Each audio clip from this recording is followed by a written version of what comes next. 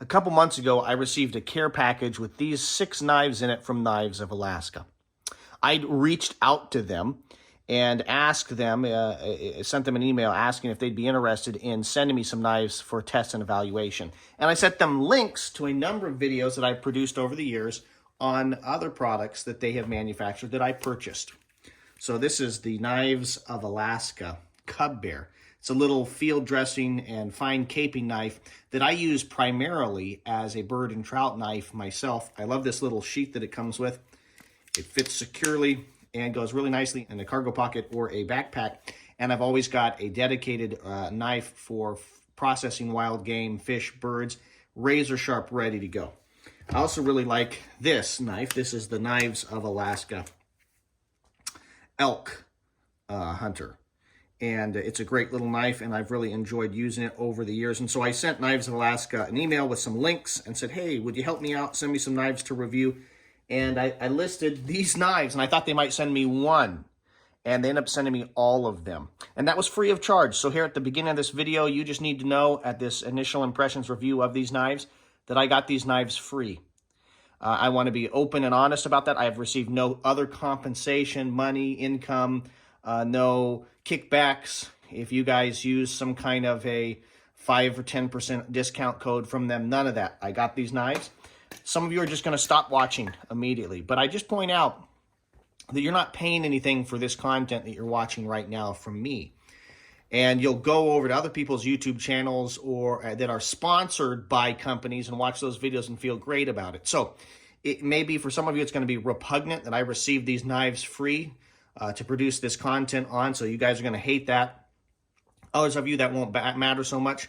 One way to approach this video is a review of me. Do I seem to be being open and honest? And are my critiques, criticisms, and compliments of these knives, do they seem reasonable and balanced in use? Or do I seem to have been bought and purchased by a couple $100s of knives? So just something to think about here as we begin this video. But I've been using these knives for about 4 months and evaluating them and enjoying testing them out.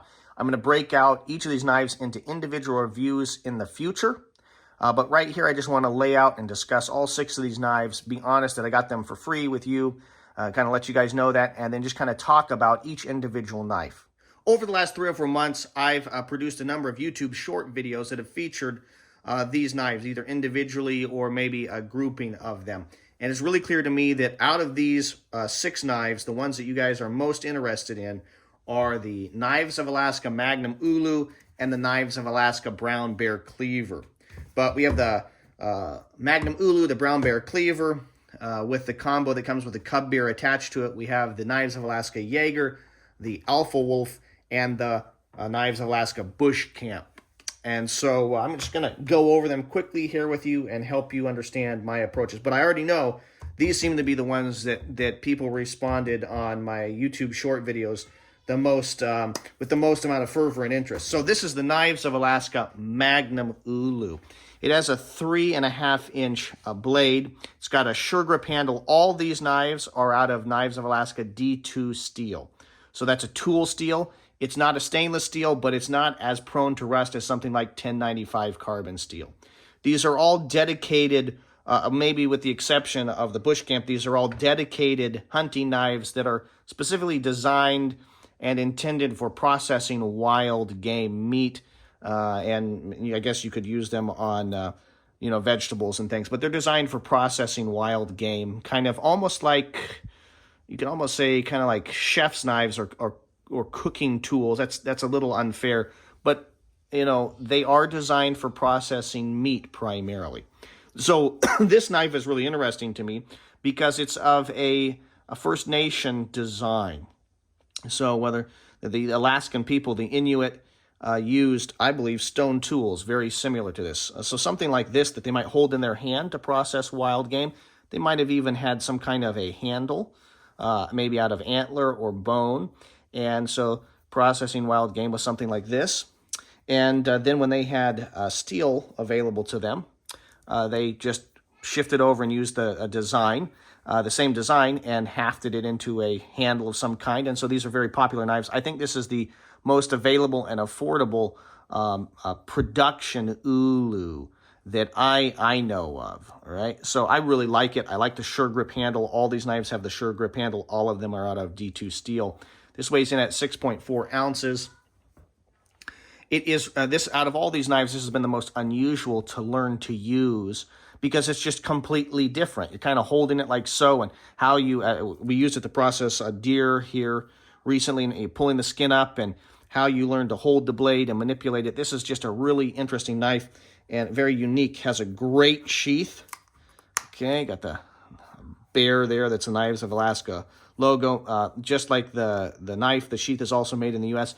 This is really easy to slip into a little bag or pouch or even a cargo pocket and take with you and have this amazing, unique blade with you easily. The Knives of Alaska Brown Bear Cleaver is kind of the flagship knife, the knife that Knives of Alaska started with. So in the description of this video will be a link to a YouTube video from Ron Spromer Outdoors, Ron Spromer's YouTube channel. They are got like 500,000 subscribers, okay? And there's a great video that's going to be linked there where Charles Allen, the founder and designer of Knives of Alaska, discusses this knife particularly. So if you go to that video, there will be a link. I think it's about 18 minutes, 6 seconds into that video where he talks about the design of this knife. So he was a research biologist, and he was doing necropsies on white-tailed deer, large numbers of deer, and he wanted a knife that would allow him to chop and cleave and skin and do all kinds of things. And so this is his design that he took and had a knife maker make. And then they took it to some knife shows and won some awards, and people wanted it, so he started producing it. And that's kind of the genesis of the Knives of Alaska company. So I want you guys to go watch that video if you're interested in knowing more about it. This knife is really unique. It has some of the properties of the Ulu, being able to cut kind of with this curved blade there. It's a 1/4 of an inch thick out of this D2 steel. It's got a great grippy handle. You can really chop, cleave. And my friend who shot the deer that we ended up processing this last year and using these knives on, he has a lot more experience, and out of these knives, he really found this one to be the most useful and practical for, processing wild game, an animal like a deer. I thought I'd probably end up using this more to chop and baton on wood. It's certainly strong enough to do all that. But what I found is with that edge being sharp in there, it is easy to, I haven't done it yet, but it might be easy as you're batoning to nick your hand with it or have it pop back on you. So I don't use this for wood processing. You could, or chopping as much as I thought it would. This is really, I've kind of siloed this off as a dedicated knife to be used for processing wild game, which of course is how it's designed, so it's not strange, but it is relatively short in terms of overall. So when it's on your belt, this kind of stays out of the way better than maybe larger knives or longer knives, even though it's quite heavy and a good chopper. These knives all come razor sharp. So out of all of the production knives that I've owned or reviewed over the last 12 years of having the TheGearTester YouTube channel, these all came scary sharp, sharper than any other knives that I've come across. And so you need to be very careful. These are knives that are designed not just to be, something that you purchase and put in a drawer, but actually be used. And so they come very, very sharp. I like this little combo where we have the cleaver, and then we have the Cub Bear, which is a little, I've already talked a little bit about it, but this combo where it comes with is really nice, where you get the little Cub Bear for field dressing and fine caping. And this combo is really a great combo. Allows you to, unzip the hide of an animal, and then and not dull this larger knife when you're coming around kind of fine areas or kind of opening the carcass up to begin the process of skinning. So that's a great little combo, okay? A great little combo, and I really love it and look forward to using it more here and giving you a full-length review on it. The Knives of Alaska Jagger is an interesting little knife that I quite like. Out of all these knives, it's maybe the one I like how it looks the least, if that's that's fair to say. It has a 4-inch blade, okay? So from the tip to where the handle begins, a sure grip handle begins, but it has a 3-inch cutting blade. It's identical in many ways to the Knives of Alaska Alpha Wolf. So they have the same handle, same overall dimensions. All right, but are different in terms of the actual cutting blade.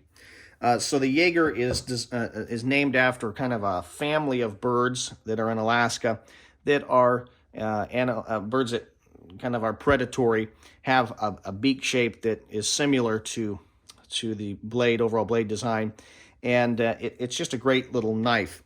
I haven't used this one as much as I want to, so I've got a bunch more use on all these knives, but this is one of the ones that I'm going to be using. This is more intentionally. This is, you know, a boning knife, and so designed to help you get into tight areas and remove flesh from the bones. It's got an overall length of 8.25 inches, and as I've stated, it's got a 3-inch cutting blade. It feels kind of like a scalpel, all right? Kind of an extension of your hand. It's a great little knife. Comes with a good sheath. Out of all these sheaths, this was the lowest quality in terms of the leather. It's a different color, and it's just lower quality. If you're unhappy with the sheaths that you get, you might not even need to send your knife back or return stuff. For about $25, sometimes $16, depending on the knife you want, you can get a brand new sheath from Knives of Alaska. And the leather quality on these other ones was quite a bit higher. So I don't know what happened with this one. It's a different color and just seemed to be a different quality level. On the Knives of Alaska Jaeger and Alpha Wolf, the sheaths used to have a Velcro attachment here rather than a snap. I really like that they have changed that. I don't know when they did, but there are YouTube videos dating back 5, 6, 7, 8 years complaining that it's just Velcro. So this knife here, the Knives of Alaska Alpha Wolf, out of all these is kind of the most practical for what I've been doing here recently. From its size standpoint, from the blade shape, just everything, I found that I've used it the most and just carried it the most. So recently I was out mushroom hunting, found myself hiking around, and it's got this same similar sheath here as the Jaeger, and so this is just a different sheath format than I'm used to. I'm used to something kind of a sheath like this that just hangs from your belt. This is a little bit different, the way it attaches to your belt.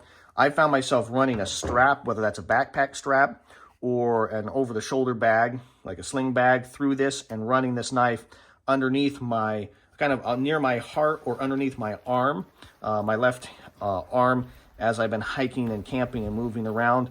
I really like it. I've attached a Lumamod washer with some yellow paracord to it so that if it's in a bag, I'm able to find it, reach down and find it in the bag, kind of running it in where you traditionally run a bladder and a camelback. Just slides down really easily, and so that stands out if the pack is black or it's dark. The Lumamod washers glow when exposed to sunlight or to a flashlight, and so what I find is when I'm camping, hunting, when we end up being able to bring down a quarry, what I find is we end up skinning oftentimes in the dark. And so if I lay this knife down or set it down between the brightly colored paracord and that glowing washer, it's going to help me find it and not misplace it. Out of all these knives, these so far have all really designed for processing wild game, primarily working with meat. The Knives of Alaska Bush Camp, this last knife, is the one that seems to me to be designed less for processing wild game and more just as an overall tool, kind of a durable one-tool option. So if you're headed on a day hike or something like that, this would be a great knife to take with you, and you have a one-tool option that can chop, hack, skin, help you process wood and start fires. And, I think they understand that. They're calling it the Bush Camp. It's not named after an animal. It's named after kind of being a bush knife, a camp knife that you're going to use. It's got a nice thickness. It weighs in at 8.3 ounces. It is 0.14 inches thick in terms of the blade stock. If I can just make one comment, it's about Knives of Alaska. It's sometimes hard to determine the thickness of the blade stock. They maybe are using odd and unusual thicknesses. So if we compare here the tangs of the Jaeger to the Alpha Wolf, you'll see that there's a difference there in the thickness of the blade stock. And so it's sometimes hard, whether that's Knives of Alaska website or other knife companies' websites, to tell exactly how thick the blades are. Okay, so that's not a problem per se, but some people may be really used to being able to find the specs, and I found it difficult, and maybe that's my fault. It's got a 6-inch blade, and 10.5 inches overall, weighs in at 8.3 ounces. And it highlights one of the design features that many of the Knives of Alaska knives have, and that is this ability to choke up right here. And I don't know how I feel about that. So when I'm trying to use this knife, and I use this knife quite a bit here for carving, what I find is I'd like to keep my hand on this sure grip handle and not choke up here. Maybe when I'm doing fine work, but it'd be nice to have the full handle and be able to use the blade right here to carve and cut. Okay, and what I find is I'm forced to kind of choke up, and sometimes it hasn't been super uncomfortable, but I don't know. I just feel like there's a part of me that wishes that this handle just had been bumped up or the blade had been brought down. Now, I have not gargantuan hands, and this handle feels quite good in my hand. And so maybe, you know, this anyway, it's a design feature that I'm trying to get used to and think about. You can see similarly here to either the Jagger or the Alpha Wolf, you've got this same design where they have this gap where the handle could have been brought all the way up to here. It allows them to put their logo, you know, so maybe there is a design and it's less about feature and more about design and look of the knives. I don't know. Again, it's not a problem for me. They've got great jimping here. I don't feel like my hand's going to slip up and, you know, get cut. Although I tend to like something like the Elk Hunter, I kind of feel more comfortable with the fact that they've got that little nub, so when I'm holding there, it's harder for my hand to slip up. But again, you can see that they've got this ability to choke up. Essie Knives does this on some of their offerings as well. I'm not saying I have a problem with it. I'm saying it's just a design feature that seems to be incorporated into many of the knives from Knives of Alaska. And so I'm just trying to think and ponder how I feel about it. It's not a bad feature. It's just different than maybe I would design or intend to use. The word that I'm so obviously struggling to find is choil, the knife choil, which is this area right here. And I'm struggling to understand and see how my hand interfaces with the Knives of Alaska design and their choils. So another family of knives that I really like, another company, is Essie. They have choils on their Essie, their kind of original offerings, the SE4, the SE6, the SE3. And, you know, as I'm thinking about choils here, we kind of have proto-choils on the Jagger Alpha Wolf. This is kind of a proto-choil. You know, when I think of a knife choil, I think something like this, that you're kind of really able to choke up and get your finger into there. These are kind of proto-choils here on the Jagger Alpha Wolf and Cub Bear, although you could say that's really a choil. Although with the design of this knife and how slender it is, really, it fits perfectly in the hand, and you are able to come back, fall back onto the grip. But it's really designed, I think, to be held like that. And I think that's a great design. It allows for really fine motor movements and, you know, just manipulation of the blade is really easy. I like that. That doesn't bother me. On these bigger knives, like the Bush Camp, you know, I don't know how I feel about the use of that choil and how my hand interfaces with the handle. Now, that's a very personal thing, how my hand interfaces with their specific design. And I'm trying to understand, you know, what they've done and why they've designed these knives this way. You know, the Elk Camp clearly has a choil that you're able to choke up on. So SE6, a choil you can choke up on. I'm wondering here, I'm kind of second guessing my earlier statements. Am I being unfair to Knives of Alaska, particularly the Bush Camp, talking about that handle being bumped up? I can see why I might like that, and you know, I might even experiment with drilling out the handle and then drilling another hole there and moving this whole thing up. That would be interesting. It would shorten the overall length of the knife, and for me personally, maybe make it more comfortable. And then, you know, my hand would be just right there with the sure grip completely in it. But I may be being a little unfair to them because I don't remember struggling when I've been carving here with the SE6, which is a kind of similar in overall length here, although substantially heavier because of the thickness of the steel and the micarta handle. I actually really like the lighter weight features of the Bush Camp, okay? Comparing these, this is going to be a better chopper, but overall just kind of having a lighter weight tool with a long blade on it. Man, you know, the Bush Camp has some features that I like. Heavier knife, but we got a similar kind of cutting blade length. And I don't remember as I'm carving with this that I've been really unhappy and felt like I needed to really choke up and been as annoyed as maybe I was recently here was feeling about the Knives of Alaska bush camp, having the choke up as I did some carving.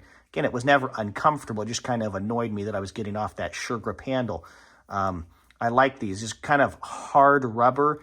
They're kind of tacky, but not sticky in kind of a bad way. I really like that use of this rubberized handle.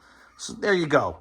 Kind of a further discussion on choils and the Knives of Alaska design. Chopping, batoning, I've done a bunch of that with this knife on the coast here recently, and then in the forests near where I live, inland. It's got a great handle. I like the handle. It's sturdy. It's hand-filling. The sure grip handles, you know, this is the exact same handle as is used on the Brown Bear Cleaver. Now, the Brown Bear Cleaver, the stock of the blade stock is thicker there, so it's slightly larger. But if you could find one of these knives at a local sporting goods store, something like Sportsman's Warehouse, you could go in, you know, see how it felt in your hand and realize, well, that would be a little bit wider on the Brown Bear Cleaver. How would I feel about that? Right? And so I actually like this economy and this usage of the same handle, so that if I have one knife from Knives of Alaska and I know that I like the handle, I can approximate I'm going to probably like the handle on their other knives. And that also probably keeps their prices down. So let's talk about price a little bit. I think all these knives, whether it's the Ulu, every single one of these 4 knives, all run around $100. Some of them $80, some of them $110. Just the by itself, the Knives of Alaska Cub Bear runs about $60, which I think is pretty reasonable. The Brown Bear Cleaver with the Cub Bear, this combo, seems to be running somewhere between $160, $180 to $200. And so that's a bigger investment, but you are getting 2 knives and you are getting the sheath in that setup. So just something to think about. The cost of tools. I think that if you're looking for kind of a universal camp knife that you could do some processing of wild game with, you want to go at the bush camp. I think if you're looking for a smaller kind of utility knife, EDC, with the ability to do carving and just kind of a good design, I would definitely encourage you to go with the Alpha Wolf. If you're looking for that combo that you can have in your backpack ready to go if you're going elk hunting or deer hunting, this is the one that I would recommend you go with here, the Brown Bear Cleaver combo. Now, I'm going to break each of these knives into their own full length, maybe 10, probably 15 to 25 minute video where I'm going to show me using these, testing them, and discuss how I feel about them. And those videos will be released over the next 4 or 5 months. What I'm interested in knowing from you is which of these knives you want me to feature sooner rather than later. I'm not going to release all of them in 1 week. So as I film and use and then edit, which of these knives do you want to see first? Is it the Magnum Ulu? Is it the Brown Bear Cleaver? Is it the Jagger? Is it the Alpha Wolf? Or is it the Bush Camp? So leave a comment here. I'm going to leave a link to that YouTube video from Ron Spomer's Outdoors channel, where Charles Allen, the founder and designer of Knives of Alaska, discusses it's a clickbait title. It's like Bring a Knife to a Bear Fight. It's a great title to get YouTube views. But 18 minutes in, he starts talking about the Brown Bear Cleaver. And I really think if you're pondering purchasing knives from Knives of Alaska, that it's good to kind of understand the history and kind of intention behind the founder and an individual that has contributed a lot of the designs that have been used over the years from Knives of Alaska. So that link to that video will be in the description of this video. If you like this video so far, if you thought my take on these knives or how I've discussed these things have been unique or unusual, I would encourage you to subscribe to my channel, hit the like button, leave a comment, and then you'll be alerted when I post videos on these or other great products. The goal of the TheGearTester YouTube channel for over 10.5 years has been to produce quality video reviews on the topics of shooting, camping, and survival gear. I hope I accomplished that goal, that task here in this video today. This is the TheGearTester signing off.